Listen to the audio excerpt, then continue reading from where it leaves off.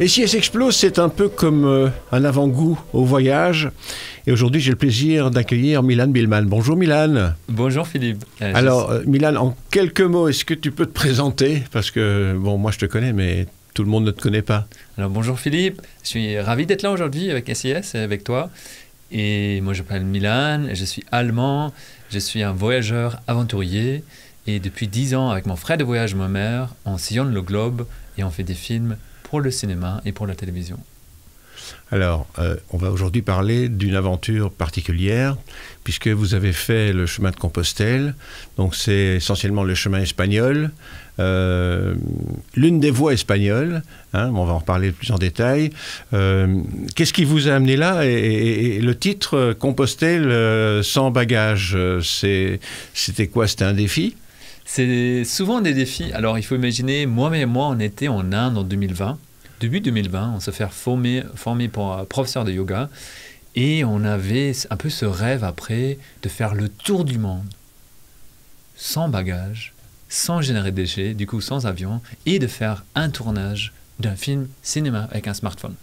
Bon, avec la pandémie, c'était pas possible de faire le tour du monde. Donc on s'est dit, pourquoi pas faire autre chose, pourquoi pas faire une aventure locale où on n'a pas besoin de prendre l'avion, on ne va pas générer des déchets.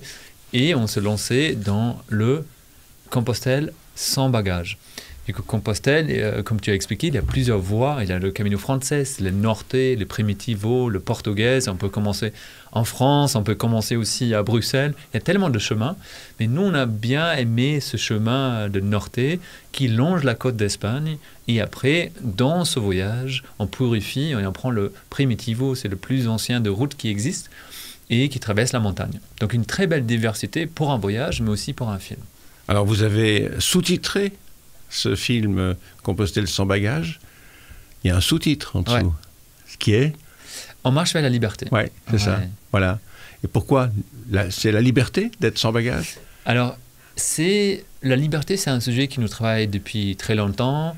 On a la chance d'avoir déjà fait le tour du monde en 80 jours sans argent, où on se sentait très libre et on a rencontré plein de gens. On a avant tout montré qu'il y a des gens bien partout, que la générosité existe. Et la liberté pour nous, c'est la mobilité, la liberté aussi d'être en bonne santé et se sentir léger. Quand se sentir léger, tout est un peu plus facile. Hein. Et quand on fait la randonnée ou le pèlerinage, le grand classique de gens, il part avec 10 kilos, 15 kilos, 20 kilos. Il faut savoir, Saint-Jacques-de-Compostelle, c'est le chemin le plus simple à faire en Europe. C'est pas trop cher, un budget autour de 30 €, surtout en Espagne. Par jour? Par jour. Ouais. Ouais. Et il n'y a pas besoin d'amener 10, 15 kilos parce qu'il y a des structures, des endroits pour dormir, tous pour manger. Pendant l'été, c'est plutôt chaud. Du coup, pour nous, sans bagages, ça veut vraiment dire on n'a pas de sac. On a juste une brasse à dents coupée en deux. On a l'argent. Il faut le souligner sur ce voyage parce que comme on a déjà fait le tour du monde sans argent, il y a des gens de temps en temps qui pensent qu'on a fait ce voyage aussi sans argent. Mais ce n'est pas le cas. On a fait sans bagages et avec un budget de 30 € par jour. Et on s'est intéressé aux gens, aux pèlerins. On a demandé aux gens qu'est-ce qu'on a vraiment besoin pour être heureux dans la vie. Alors, un film Exploration du monde, ce grand écran, filmé avec un portable.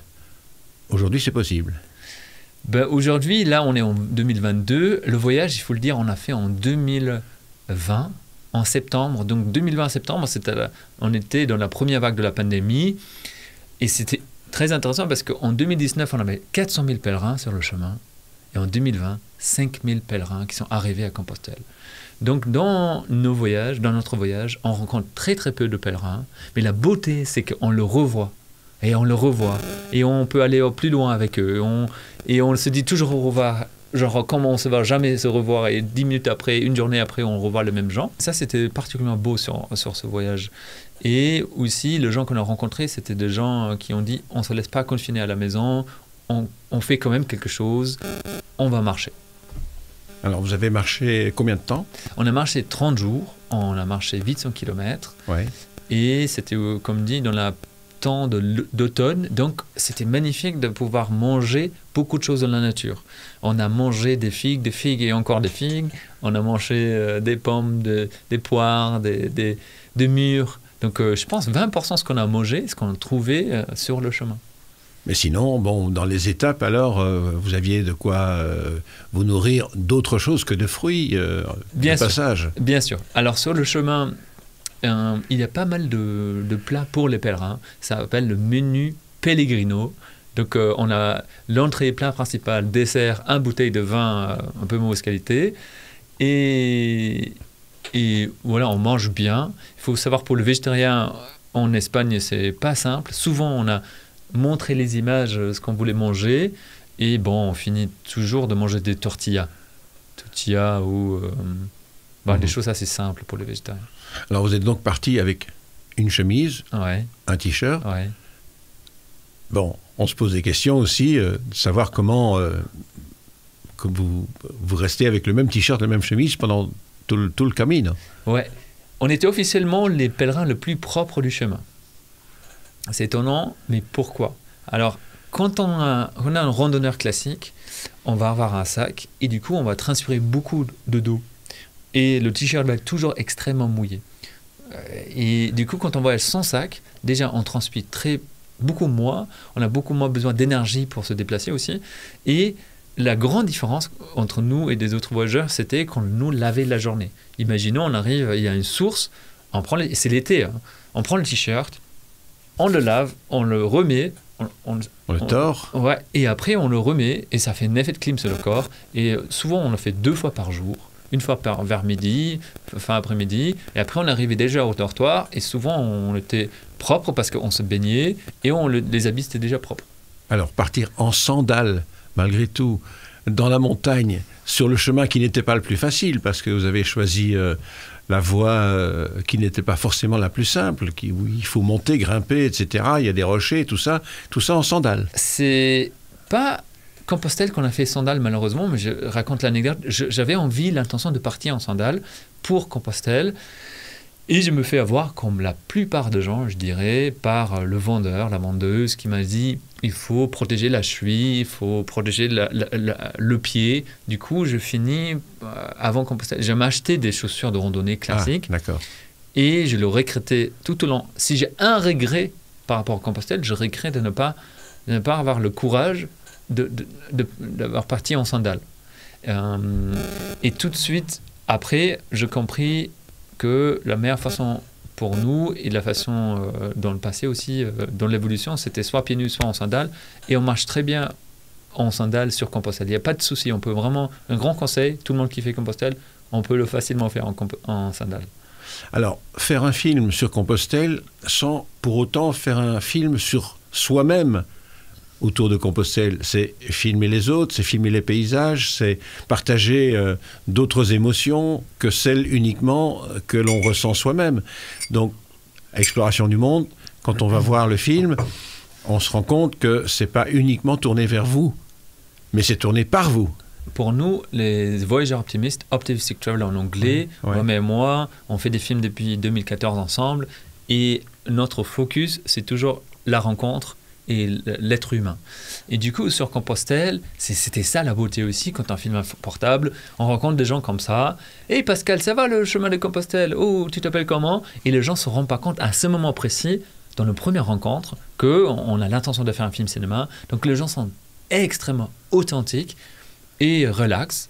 Et du coup, il y a plein de moments dans le film où on rencontre des gens, on revoit les gens, on comprend pourquoi ils font Compostelle. On pose la question légendaire, c'est Compostelle. Pourquoi tu fais Compostelle? Et on était étonnés parce qu'on pensait qu'il y a pas mal de gens qui le font pour les raisons religieuses, mais en fait, il y a juste 2 sur 10 qui font pour les raisons religieuses, et les autres, c'est très différent. Séparation, la vie active et la transition entre la vie active et la retraite, par exemple. Alors, au niveau, je dirais, de la météo, par exemple, je sais pas, enfin, il fait froid, il fait chaud, il pleut, tout ça en t-shirt. Il faut savoir que il y avait juste 2 journées de pluie, mais je me rappelle les 5 jours, on était à Biarritz avant, 3 jours on était en Biarritz, et il y avait l'orage de fou. On avait l'idée de partir même sans kawaii, Mais après 3 jours de l'orage avant de commencer, on s'est dit, attends, on va quand même acheter un petit kawaii. Donc c'était un petit kawaii comme ça qu'on a mis dans la poche de côté de notre short. Et finalement, Mohamed, il a dit, je n'ai plus besoin après 12 jours. Et du coup, il se retrouvait aussi dans la pluie. Il marche sur la pluie comme ça Mais c'est la pluie d'été. C'est la pluie d'été. Mais il marche quand même dans la pluie d'été. Il arrive au dortoir trempé complètement. Mohamed, comme vous voulez, mais il a vraiment dégagé ce look de pèlerin sans avoir besoin d'un sac. Et du coup, ouais, on était trempés. Lui était trempé 2-3 fois. Mais c'est passé. Le froid, c'est le froid du matin. Quand on se lance dans la randonnée, dans le pèlerinage très tôt, à 7h du matin, on a peut-être encore 2 heures. Mais au moment où on est en mouvement, ça passe très bien. Alors, vous avez fait la route à partir des Pyrénées. Est-ce que vous êtes tenté de faire l'autre partie française, par exemple, depuis je sais pas, le Puy-en-Velay ou que sais-je? Ouais, du coup, c'est intéressant quand on voit la coquille, on comprend tout de suite qu'il y a plusieurs chemins qui amènent à Compostelle et chaque chemin est très différent. On rencontre des gens différents et c'est des langues différentes. Donc, nous, on s'est dit, moi, cette année, par exemple, j'ai 2 anecdotes. Une première anecdote, après, quand on est arrivé, moi, à Saint-Jacques-de-Compostelle, lui, il est rentré et moi, je suis descendu au Portugal et j'ai repris le chemin portugais, tout seul, sans bagage, et j'ai marché encore 1 mois pour de nouveau arriver à Compostelle. Et cette année, un délire un peu fou, je suis parti en vélo avec un cinéma mobile, ça veut dire projecteur, écran et sonorisation, et je suis parti au Puy-en-Velay, ça se trouve en France, c'est un peu le grand départ pour beaucoup de pèlerins. Il a la bénédiction à Puy-en-Velay, après il y a Cahors-Cancre, il a la Baie de Cancre, il y a beaucoup des activités pour les pèlerins. On est ensemble, le public, les pèlerins sont plutôt français, belges, suisses, un peu plus âgés, et on a de petits gîtes. Chaque soir, on fait des dîners, qui n'est pas du tout le cas en Espagne. Si on prend le Camino Frances qui commence à Saint-Jacques-Pied-de-Port, et on fait des grands fils, Burgos, Léon, qu'on est dans les gîtes là-bas, il n'y a pas à manger. Donc on va manger plutôt dans les villes, c'est très différent comme chose. Alors quand on arrive à Santiago, c'est quoi? C'est la fin ou c'est le début d'autre chose? Nous, c'est vrai pour beaucoup de gens, c'est un peu exceptionnel de prendre 30 jours dans la vie active de faire Compostelle. Moi je suis dans un tour du monde en sens large depuis 2014, ça veut dire c'est presque 8 ans. Je suis en voyage, j'ai mon sac à dos, je fais mes films et du coup c'était la fin, mais après tu as Saint-Jacques-de-Compostelle, derrière c'est Fisterra, c'est un phare au bord de l'océan comme ça, et du coup on a enchaîné encore 4 jours pour arriver là-bas, et ça spirituellement où j'avais des sensations plus fortes de finir là-bas au bout de la terre qu'à Saint-Jacques-de-Compostelle, et c'était vraiment un début d'un nouveau chapitre. Et c'est le chapitre de passer plus de temps en nature, passer plus de temps en haute montagne et moins de temps en ville. Alors, un mot, très, très court, sur la tournée Exploration du Monde et la rencontre avec le public. Enthousiaste. Ouais. Voilà. Eh bien voilà, on a tout dit. Merci beaucoup. Merci Milan. Merci Philippe. Et bonjour à Muammer. Bonjour à Muammer. Voilà, eh bien on se retrouve pour une autre découverte, pour une autre rencontre, SIS Explo, bientôt. Donc restez bien sûr avec nous, branchés sur YouTube et sur la chaîne YouTube de SIS Explo. À très bientôt. Au revoir. Au revoir Philippe.